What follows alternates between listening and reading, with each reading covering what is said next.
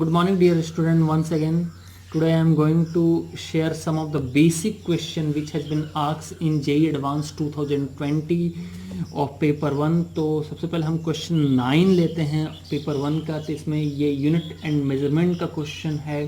तो इसमें पोजीशन दिया गया है, position will be x to the power alpha and speed will be x to the power beta.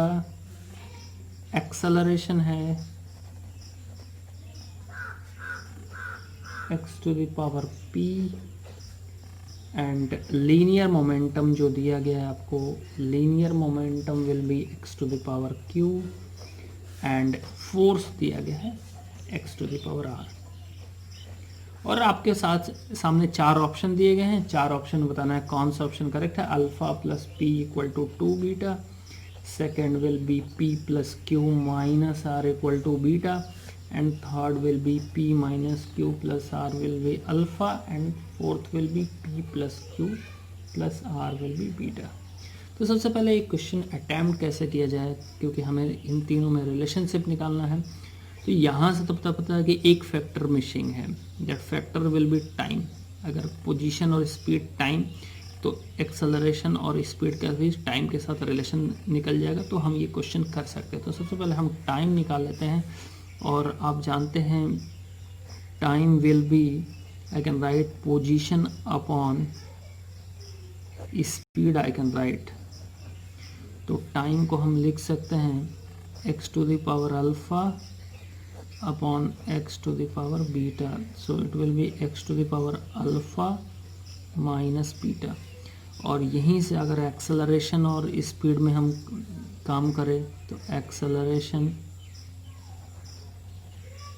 Will be speed upon time. ऐसा change of speed होता है, लेकिन हम यूनिट तो वही होगा। तो एक्सेलरेशन के लिए हम लोग लिख सकते हैं x to the power p, और स्पीड के लिए लिख सकते हैं आपको x to the power b, और टाइम हम लिख सकते हैं x to the power alpha minus beta. तो यहाँ से जो हमारे पास रिलेशनशिप निकल के आता है, तो वो आता है x to the power p equal to x to the power beta into x to the power ये है अल्फ़ा माइनस बीटा। तो it will be minus alpha plus beta because this will go up. तो ये हो गया x to the power p equal to x to the power 2 beta minus alpha. तो यहाँ से हमारे पास जो बेसिक रिलेशन आता है p equal to 2 beta minus alpha, और अल्फ़ा को इधर ले जाएंगे तो ये हो जाएगा alpha plus p equal to 2 beta. मतलब हमारा ऑप्शन ए तो करेक्ट है भैया, ऑप्शन ए करेक्ट है। और कौन सा ऑप्शन करेक्ट है? और कोई रिलेशनशिप हमें यहाँ से मिल रहा है क्या, थोड़ा देखेंगे। तो हम देख सकते हैं ये तो टाइम का हो गया। अच्छा, फोर्स और लीनियर मोमेंटम के साथ एक रिलेशनशिप निकाल सकते हैं। अगर हम फोर्स में, फोर्स और एक्सेलरेशन हमारा दिया है, अगर मास निकाले तो मास को लीनियर मोमेंटम के साथ ये कर सकते हैं। तो हम यहाँ से वही करेंगे। तो अगर मास मैं बोलूँ तो mass will be force upon acceleration. तो मास का जो हो जाएगा, क्योंकि फोर्स का दिया गया है x to the power r दिया गया ना, यही तो दिया गया था x to the power r। तो फोर्स दिया गया x to the power r, और एक्सेलरेशन है आपका x to the power p।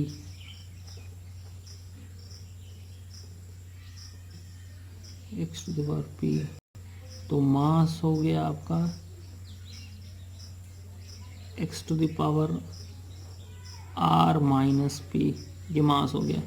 और लीनियर मोमेंटम के साथ यहाँ एडजस्ट करेंगे तो linear momentum will be mass into speed, मैं भी लिखता हूँ। तो लीनियर मोमेंटम हमारे पास है x to the power q, तो x to the power q, और मास है x to the power r minus p into velocity है, मतलब स्पीड है x to the power b। ये acceleration x to the power beta का, to power beta. तो यहाँ से आपके पास आ गया q equal to r minus p plus beta.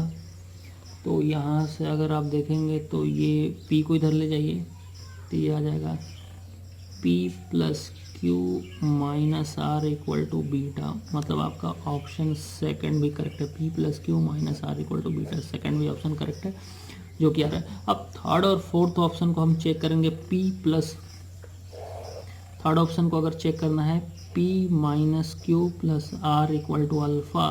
तो अल्फ़ा के इसमें देखिए बीटा नहीं है, तो आप कोई भी बीटा वाला टर्म की जगह हम ये लिख देंगे p plus q minus r, और ये यहाँ पे ये वाला, जैसे इसमें मैं पुट कर दिया, जैसे अल्फ़ा तो है, बीटा को हटा दिया, तो बीटा की जगह हम क्या लिख देंगे 2p plus q minus are.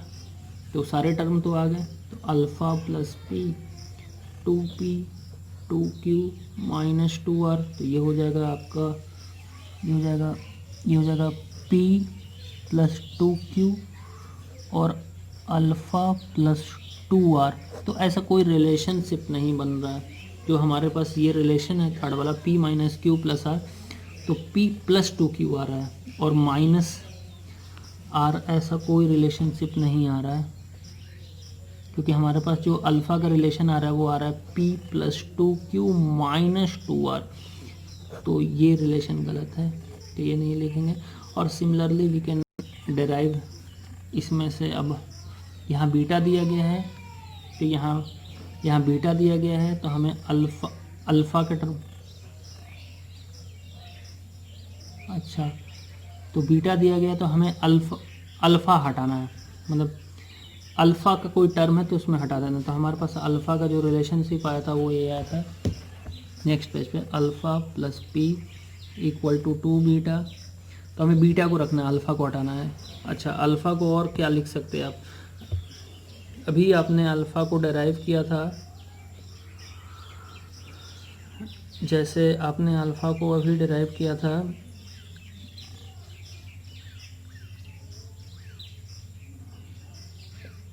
p plus 2q,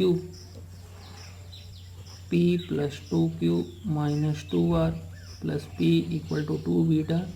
तो यहाँ से आ गया 2p 2q 2r equal to 2 beta. ये आ गया p plus q minus r equal to beta.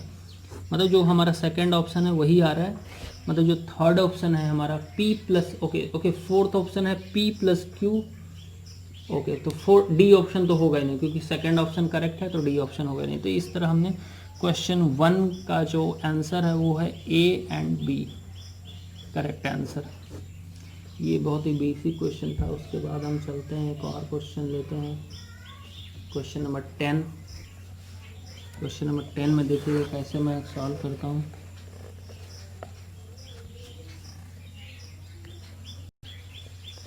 Question number 10 में है कि इलेक्ट्रिक फील्ड का वैल्यू दिया गया है। इलेक्ट्रिक फील्ड ऐसे आ रहा है, जैसे आप डायग्राम में भी देख सकते हैं, it will be straight line, और इसका वैल्यू दिया गया है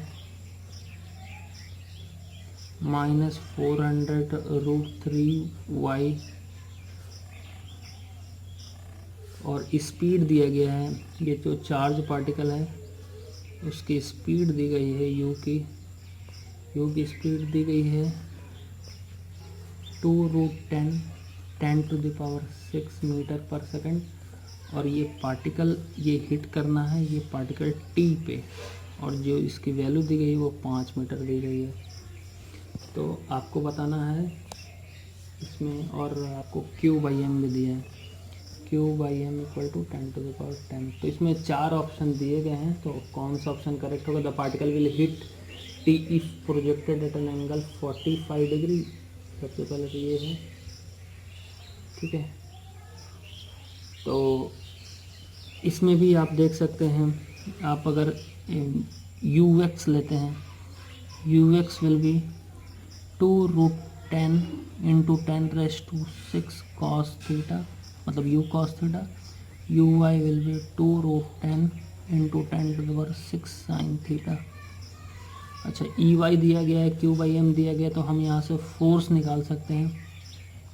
force will be q into e, और फोर्स को हम लिख सकते हैं mass into acceleration, that will be a y. और क्यू और ई दिया गया है 400√3, तो क्यू बाई एम का रेशियो हमें दिया गया है, तो a y will be q by m. Q by m दिया गया 10⁻10 इंटू 400√3, ये हो जाएगा 4√3 इंटू 10⁻12 मीटर पर second square, but this will be in this direction, acceleration will be downward, so will put minus, मैंने माइनस मैंने downward है ये एक्सेलरेशन, ठीक है। Okay, and the particle will hit T if projected at an angle 45 degree from the horizontal, तो T को कितने time पे वो हिट करेगा। तो टाइम ऑफ फ्लाइट यहाँ से हम निकालें क्या, टाइम तो है ही, तो एट पॉइंट T अगर यहाँ पे देखा जाए तो एस वाई विल बी 0, तो आई कैन राइट एज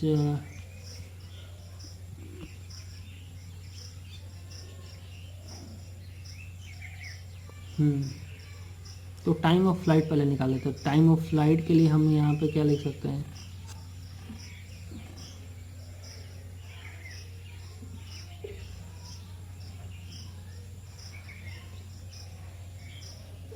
क्योंकि u cos थीटा तो कांस्टेंट रहेगा, और अगर आप u sin थीटा यहाँ ले,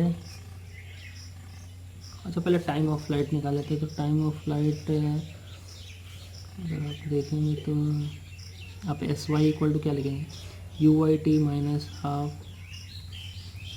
ए वाई टी स्क्वायर, और ए वाई नेगेटिव है, तो आप यू वाई विल बी आपका जो भी आ गया minus u y t minus of half a y t square, क्योंकि ए वाई नेगेटिव था इसलिए मैंने माइनस साइन दिया है। तो यहाँ से जो टाइम ऑफ फ्लाइट निकला जो कि 2u/a y हो गया, तो टाइम ऑफ फ्लाइट ये निकल गया। और टाइम ऑफ फ्लाइट से अगर आप यहाँ से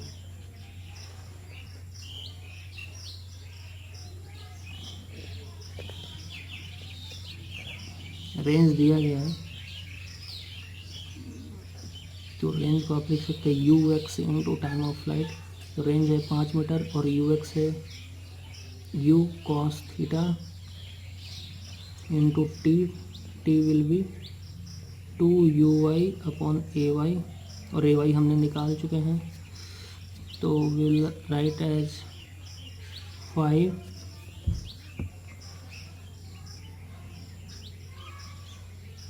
अगर मैग्नीट्यूड तो यही है ना, 5 u विल बी आपका u था आपका कितना था u 2√10